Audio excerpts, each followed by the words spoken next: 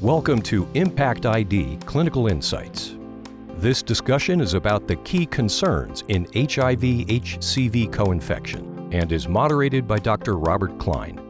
Our panel discussants are Dr. Susanna Naggie, Dr. David Thomas, and Dr. Raymond Chung. Hello, and welcome to this discussion on key concerns in HIV-HCV coinfection. Individuals infected with these two viruses have unique challenges, but this is an especially exciting time with recent developments in treatment opportunities. New drugs have really revolutionized our approach to caring for these individuals. And to start this discussion with this distinguished panel, who I want to thank for being with us today, Dr. Susanna Naggie will discuss the current landscape in the treatment of people with HIV-HCV coinfection. So I think that the current landscape for HIV-HCV co-infected patients really is the same as for HCV mono-infected patients. And I think that's really the biggest change and the biggest take-home in many ways for us as these drugs have been developed and approved by the FDA. Previously there were significantly decreased response rates and in many ways difficulty with tolerating the prior regimens for HIV-infected patients. And HIV was viewed as a risk factor for poor response to therapy. And that really has gone away completely. And now I think the EASL guidelines initially and now the AASLD-IDSA guidelines recognize that HIV-HCV co-infected patients should be treated the same as HCV mono-infected patients with one caveat, and that is recognizing the complicating factor of drug-drug interactions with antiretroviral drugs. But beyond that, we expect the exact same cure rates, same response rates, and same tolerance of these regimens as we would expect in HCV mono-infected patients. So in general, we have 4 all-oral regimens that are approved for the treatment of hepatitis C. One of them is approved, actually 2 of them are approved specifically in HIV-infected patients, and the others simply don't recognize HIV-infected patients as special populations any longer, which means that these are fully accessible to HIV-infected patients, and we expect cure rates over 90% regardless of the oral regimen that we choose. And I think the landscape pending is that we expect approval of another regimen by the summer in August 2015 with the cladosphere and sofosbuvir. We don't know whether that'll be specifically approved in HIV, but we do have a phase 3 trial that supports the use of that regimen in HIV co-infected patients. And I think in early 2016, if not late 2015, we expect the approval of the next all-oral regimen, which would be another, and I think the second fixed-dose combination for the treatment of hepatitis C, which is the Merck combination of an NS3 protease inhibitor and an NS5A, so what I call a nuke-sparing regimen. And that also will have a phase 3 trial to support the approval in HIV co-infected patients. So I think a really very exciting time for those of us who treat patients with these dual infections. We've gone from a period with very low cure rates and toxic drugs to better cure rates, but still toxic drugs, to very good cure rates and less toxic drugs. This has happened so quickly and there's so many available alternatives.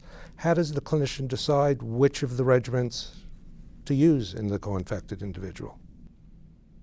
Well, the funny thing about that is that a lot of times it comes down to the insurance company.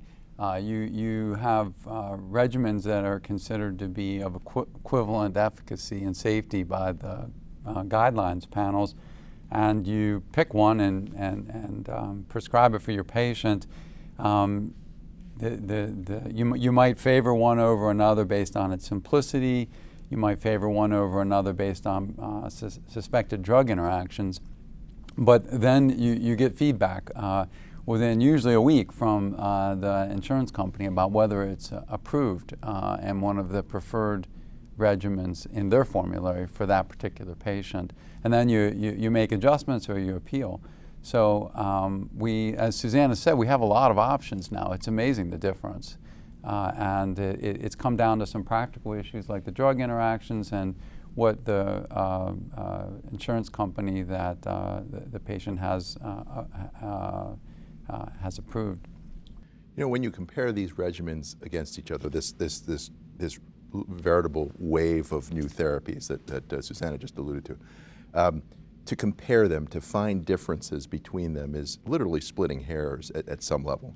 Because, after all, you're talking about really a quantum leap here in terms of our ability to do great things for our patients, to bring about, as you pointed out, high rates of sustained virologic response with very tolerable and very finite regimens. So whatever you're talking about in terms of potential hardships with regards to, say, pill burden or the potential for drug-drug interactions, that can always be countered with the reality that this is for the short haul. This is for an extreme, in contrast, of course, to antiretroviral therapy itself, this is a very circumscribed, curative regimen. So, interestingly enough, when the choice is taken out of our hands by third parties like the payer, unless there's a specifically compelling argument, say a particular drug-drug interaction that emerges with the regimen approved by the payer, by and large, in most instances, we have been able to adapt and accept those kinds of realities because on one hand, I think you have a gold standard, on the other hand, you have a platinum standard, and they're both terrific advances over where we just come from, as Susanna pointed out. How do treatment considerations differ based on HCV genotype? So I'd probably say we have, at this point in time, we have a lot more option for genotype 1. The regimens that we currently have available, I would argue, are not truly pan-genotypic, and for that reason, we do have quite a bit of variation for genotype 1, 2, 3, and 4. And in many ways, genotype 3, some people argue, has emerged as a genotype that's a little bit more difficult to treat, specifically in patients, I think, who have cirrhosis. And I think the coming regimens, the regimens that we see coming in the next 12 months or so, hopefully will bring better options for those patients. So there is definitely a difference. And if you look at what we currently have available for genotype 2 and 3, at least in the United States, of course, decladisvir is approved for genotype 3 in Europe and other places in the world. But if you look at genotype 2, 3 here, it's a sofosbuvir ribavirin-containing regimen, which as a drug, as a DAA, sofosbuvir is very clean when it comes to drug-drug interactions.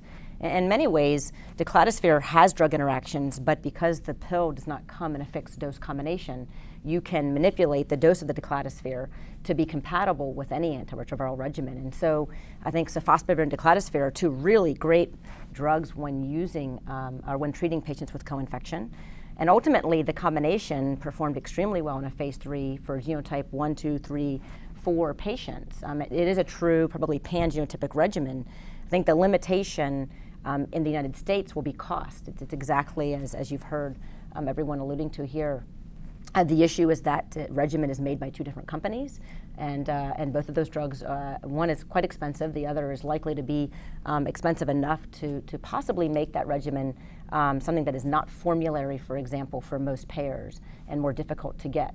But I will say for HIV co-infected patients, we do have a bit more leeway. Because of the drug interactions, you do have a bit more choice in terms of the regimen that you choose. I don't yet have a payer who has said, no, you must change this patient's antiretroviral regimen to get them on our preferred, also known as cheaper regimen.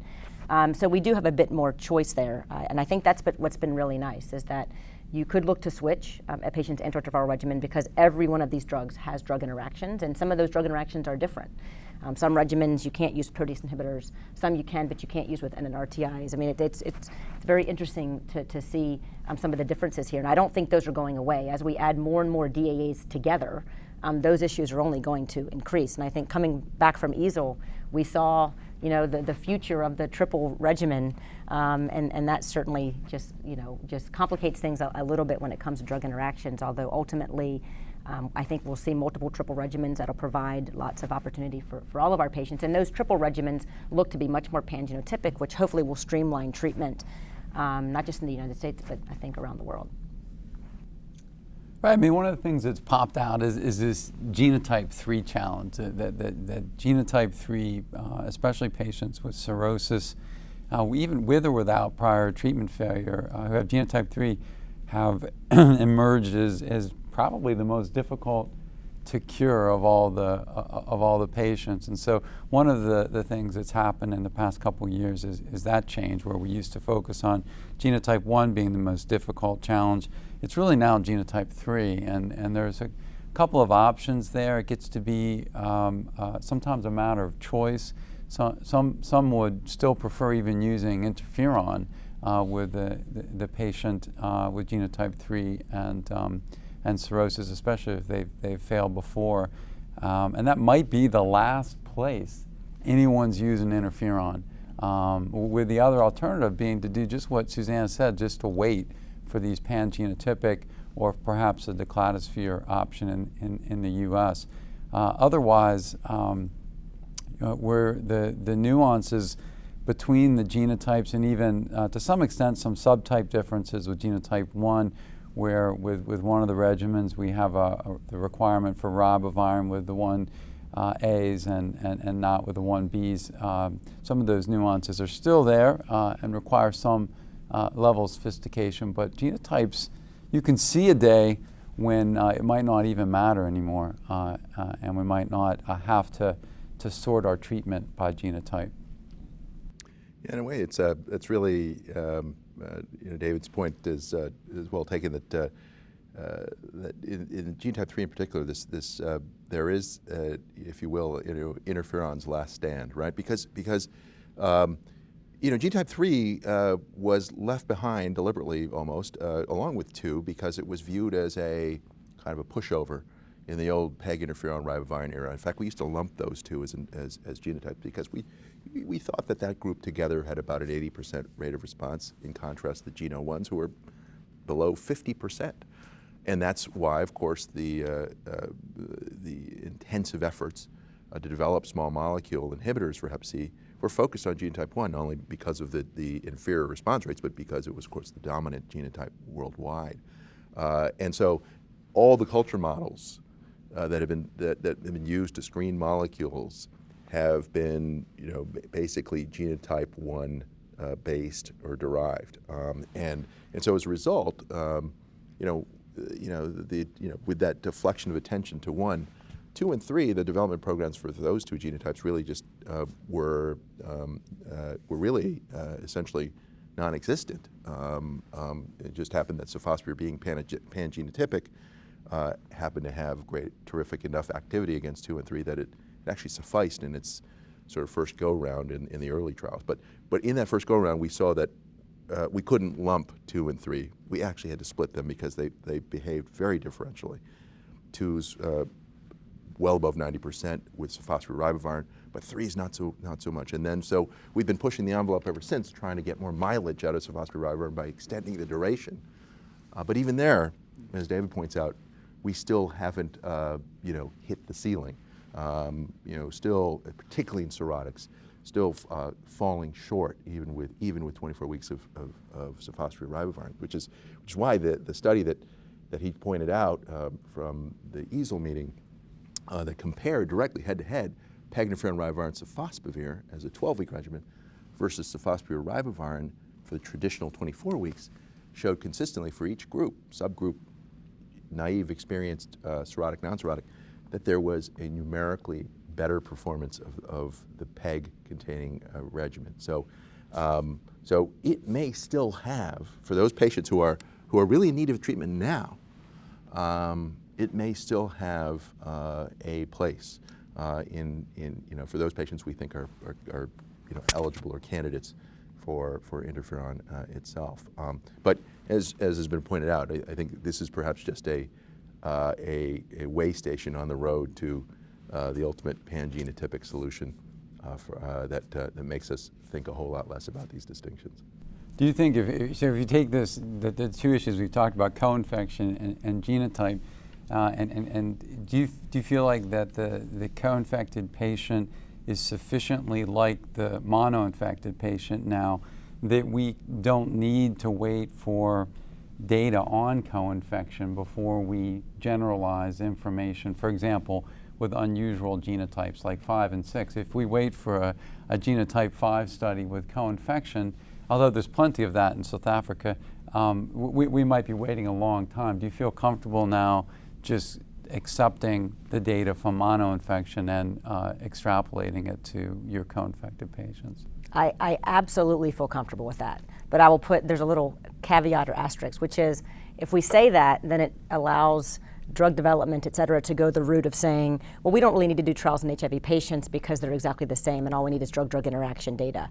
And I guess in some ways you could argue that's fair game because I really do believe that there's no difference in response. That being said, I still believe that there are populations where it would be really nice to have representation in clinical trials. I'd argue more for trying to include them and not exclude them, similar to cirrhotic patients, similar to patients with CKD or end-stage renal disease, but I do not feel that I would need clinical efficacy in HIV specifically. I think that's done, and there's no reason to believe that more potent regimens would suddenly perform less well in an HIV-infected patient. I would still very much advocate for making sure those patients are represented in registration programs. And I have concerns that given the route and the way that things are going with the FDA, it has actually opened up the opportunity for HIV patients in terms of access and not being recognized as a special population anymore. But my guess is it may lead to the path where they also are not represented in registration programs. Do you think the ADAP programs are going to care whether there's a special indication for HIV, or do you think that's going to just be? I think as long as, my gut would be as long as they are not identified in a package insert as being special population, no data to support use, like occurred with telaprevir and boceprevir, which was a big issue and led to refusals of access. I don't see how they could do that as long as HIV isn't specified specifically. I think you could make very good arguments with those groups as to why that data, other than drug-drug interactions, is no longer necessary. This gets at an interesting issue about, to that point of how we're going to learn about efficacy in populations that aren't being specifically studied through carefully designed trials, and this is getting us into sort of the realm of the real world assessments of efficacy post-approval, post-marketing, where networks or consortia of groups have banded together to take their collective experience with patients on the ground, be they mono-infected patients, be they co-infected patients, be they cirrhotics, non-cirrhotics, kidney failure, et cetera. And actually, in many ways, letting the clinicians do their bidding, if you will, by stepping out and treating populations for which there was not perhaps even necessarily a specific label.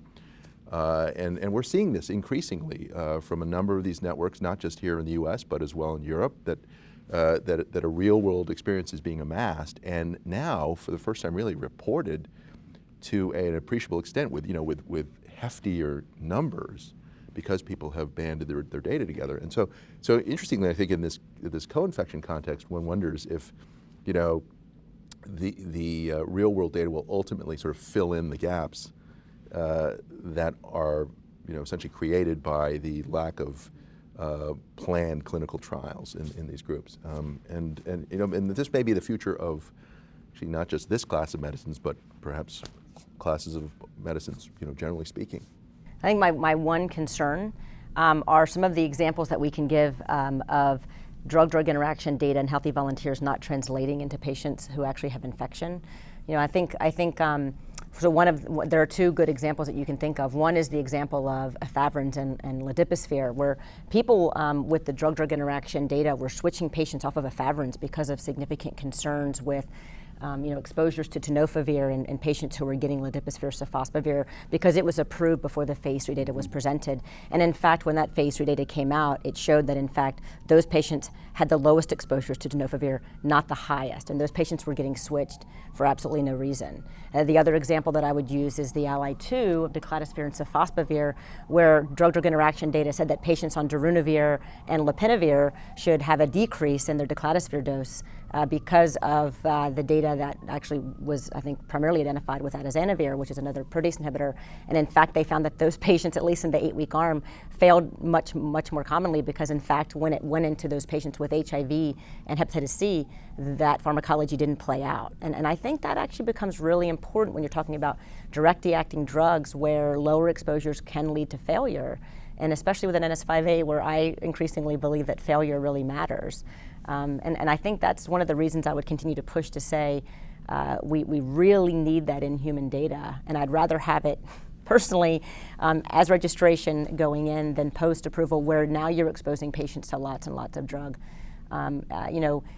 Maybe less of an issue regarding toxicity, although not always, and more of an issue, I think, regarding the actual efficacy of the antiviral.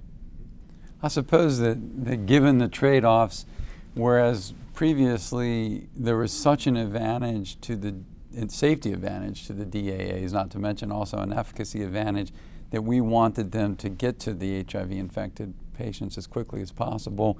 When we look to the future, safety is going to start to emerge, just as it has with antiretrovirals, as the dominant concern with new drugs, because we already have very good options. And so when new drugs come on the market, perhaps it's worth taking the extra time and making sure that there aren't unexpected clinically significant pharmacologic interactions. It's always been kind of hard to predict what's going to happen based on healthy volunteer PK studies. I mean, go back to the boceprevir situation. So anyway, that makes sense to me too. In people with HIV infection a few years ago, one of the major concerns, particularly in that population, was the risk of reinfection after the unusual cure when we didn't have very good therapy. Now that we have great therapy, we're going to be curing HCV, unlike HIV. People will be cured of their HCV infection. We've already heard from Dave that the regimen chosen is, to a large extent, at least at this point, going to be influenced by the insurance company. Are there special concerns about reinfection with HCV in this co-infected population? And do we have any insight at all how the insurance companies are going to react to requests for retreatment of people? Problem, yes. If we could predict what payers will do, I mean, I'm probably a bit of a pessimist in that, but we certainly know reinfection happens. In fact, we know in particular that HIV MSM patients are quite high risk for reinfection. I would never ever use it as a reason to not offer treatment to someone. And I do think that there needs to be a lot of education with all of our patients who are at risk of re-exposure to make sure they understand, one, that they're at risk of reinfection, that you can be infected over and over again. But how payers are going to deal with this, I don't have a whole lot of confidence in their approach to any of this at this point. I think it's pretty easy as a provider to argue that an infection is an infection. They don't to say that a patient only gets a once in a lifetime treatment would, I think, be beyond any precedent that I know of in medicine. Although I feel like we've already set those precedents by saying that patients who use drugs or drink alcohol don't get access to therapy by some payers. So I actually am worried about some of the precedents that we're setting in access to HCV drugs in particular. And I think we will find out how this plays out because there are reinfections. We know that happens. And I've not had to try to get access for a reinfected patient as of yet, but I'm sure I will have to at some point. Yeah, no, it's a real conundrum when you consider the fact that that these companies are going on a limb to, in some cases, the smaller payers in particular are feeling extremely strapped to cover that first episode of care. And what I fear will happen is that with the reinfection, that in essence the clock has started again on that patient, and that clock. The typical clock plays out over years. And so, one concern I think that can come because we're already seeing stratification behaviors on the part of payers, we've talked about it earlier, based on disease stage. And so, presuming that patient didn't have advanced disease to begin with, and that's an assumption right here, then they may simply say that you don't have advanced disease, you've just started with new disease, and we're going to let the clock go a little bit until we have a shorter, cheaper regimen that potentially a few years down the road can be offered. That would be my concern of the reaction. Countering that, though, is the interesting natural history data suggesting that acute infection with Hep C in HIV, on a backdrop of HIV infection, may be more accelerated. That liver disease may itself be more accelerated in the immediate aftermath of that acute infection. So there's some competing forces there, and I imagine there'll be a lot of appeals, happening as a result of all that. I think the biggest practical issue is that you now really have to tell a patient, look, you could get reinfected, and if you do, you may not get this medicine again. So you really, really need to think about the kinds of things that can help you prevent reinfection and maybe even delay taking this treatment to sort some of those sorts of issues out, like, for example, getting on to drug treatment if that's the issue. I've also had 2 instances where folks have wanted to synchronize their treatment, so that the husband and wife or the 2 partners would want to all get treated in about the same time because of the concern that they might then catch it back from another person. And that's sort of a shift and a new wrinkle, if you will, in the therapeutic landscape that we didn't have before. Also, having to abstain is a new motivation for getting treated, at least it was for one husband, to get on to treatment that he had found not urgent previously. For years, we've recognized that the number of people infected, co-infected among the HIV population is much, much larger than the availability of the treaters experienced in treating hepatitis C or hepatitis C HIV co-infection. And if we're in fact identifying many of these people with the new recommendations to test the whole age cohort, they're going to be new people needing to get into the business of treating hepatitis C. Given the number of drugs coming out so rapidly, perhaps even more quickly than we saw the evolution of HIV drugs, and the fact that providers are going to have to interact and negotiate with insurance companies to get their patients treated, for any provider thinking of dipping their toe in the water of treating HCV infection, do you have any tips for people who would like to do it but are a little bit shy of committing themselves? Well, I think that increasingly it's an incredibly interesting time, because there is no doubt that this path becomes simpler with time. It will. It's the sort of inevitable end of all this. But in the meantime, we all have to endure a little bit of complexity on that road, and this is sort of where we are now, and it's certainly not insurmountable. It's and for the interested clinician, be they specialist or even an extraordinarily interested generalist, there are a set of roadmaps, if you will, that have been set aside to guide such treaters, and these are, of course, guidance documents or a guidance website that have that really is continually updated in light of the rapidly changing data and updated data. And this is the AASLD, IDSA, IASUSA combined website called HCV-guidelines.org. This is in many ways kind of really the foundation upon which I think an interested treater can really be caught up to speed with the principles of initial workup and evaluation, and understanding of how to potentially stage a patient for the severity of disease, which has a bearing on the ultimate treatment choice and duration, and then of course gets into the actual regimens themselves.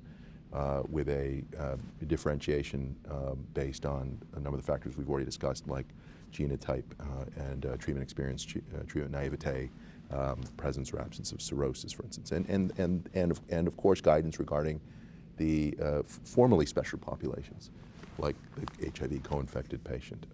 So we think, it's not everybody's going to dive into the pool together, but I think for those who already have an interest or building interest, these kinds of measures, together, of course, with, I think, a number of consultative sites, continuing medical education initiatives, I think can really help folks feel much more comfortable as they dip into it for the first time. Yeah, I'd probably say that I would add two things to that. One is I would say start off with the straightforward and easy patient. And two, I would argue that everyone who starts doing this should kind of have their identified consult by phone, someone that they can reach out to if and when they have concerns, questions, complications. I think that's probably the most important thing, is that you have a phone a friend immediately available to just to either reassure you or help direct you, so that ultimately you provide the best possible care to the patients that you start off with. But I think starting kind of picking the easiest, the most straightforward, because it really is, I think you have to gain confidence, and you gain confidence by achieving SVR for your patients, and the more of those you do, I think the more confident you get in going into more complicated patients or populations, and making sure that you have referral for patients with severe liver disease or more special populations, and making sure that you have someone that you can talk to about some of the issues is probably the most critically important part.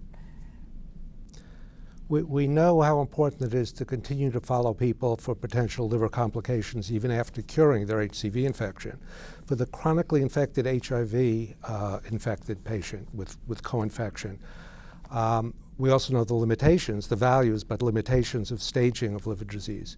In the patient with chronic disease, chronic HCV infection and HIV co-infection that we cure of their HCV infection, is there ever a time when we have to stop worrying and evaluating them for liver disease?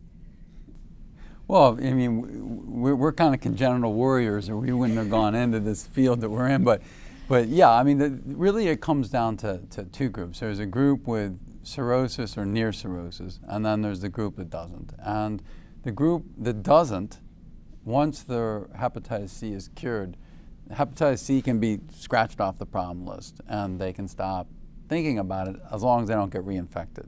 The thing that we just talked about. For those with advanced disease or cirrhosis, now we still have to follow guidelines for surveillance of hepatocellular carcinoma and management of portal hypertension.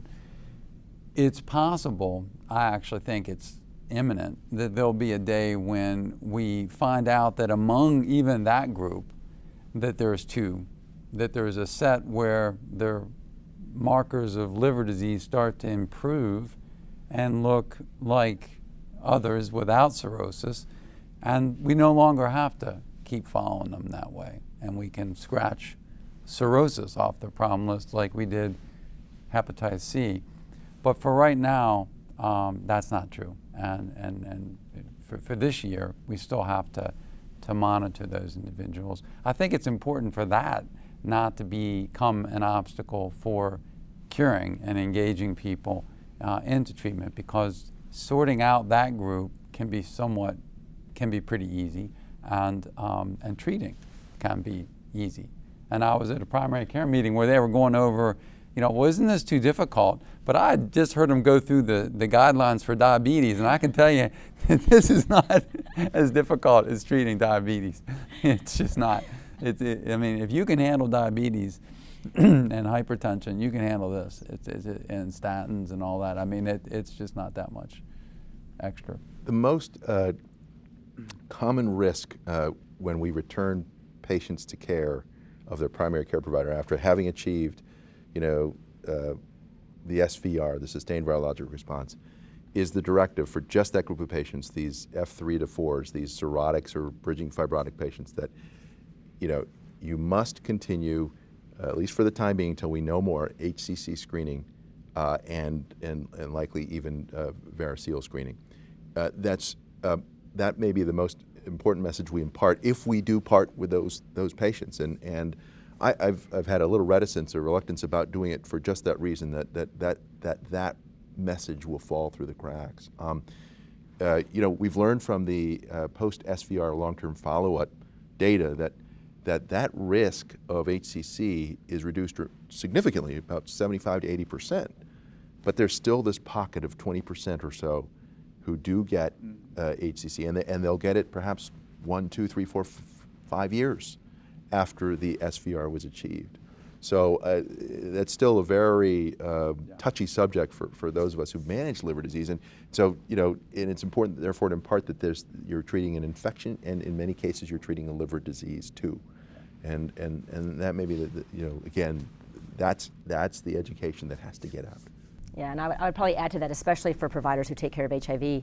I think there are etiologies of liver injury in HIV patients that we do not completely understand.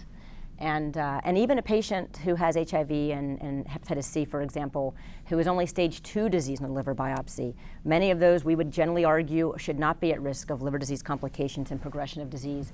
But I have some concerns that because we don't fully understand all of the etiologies of injury, we don't understand why these patients have higher rates of cirrhosis even when their HIV is controlled, that just writing that off, I think crossing the hep C off the list will happen, but whether we cross off their risk of continued progression of liver disease, at least in some population, is real. We know that there are other causes of liver injury, like non-alcoholic fatty liver disease and NASH, and that is quite prevalent at least in the United States, hence the need for the big boy, FibroScan probe. And so I think that probably is quite common in HIV patients in particular because of the metabolic effects of our antiretrovirals, et cetera. And so I take an SVR with a grain of salt and say, especially in an HIV patient, those patients probably need at least some attention to the possibility of liver disease progression, even when they aren't F3, F4s. Luckily, those patients actually are in continued care as opposed to a hep C mono-infected patient. But I try in talking to our fellows and other providers to say, you just need to keep an eye on this. It isn't like I think they need FibroScans every 6 months, obviously, but I think we need to be aware of it. And I think that we're in this period of I think a really critical period to understand this scientifically and by natural history. I think, with a lot of the SVR follow-up studies, and HIV in particular, the number of outcomes that are represented 5 years out in follow-up are tiny. I mean, for some of the largest studies, we're talking about 20 patients. And so I think we have a lot to learn over the next 10 to 20 years. People that say hep C is going away, I actually think now is probably where we're going to learn the most about what it means for these patients in the long term. And I would consider all those things as you're stepping out to treat and manage these patients.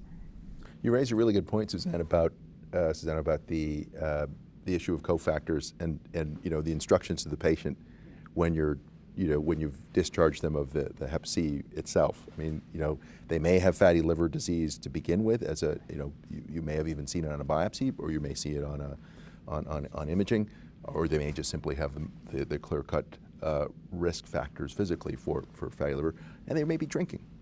And so those patients who are F3 to 4 to start off with still must understand that this is not licensed to return to those habits, and that they should still work on optimization of their body mass index and things that mitigate fatty liver disease as well.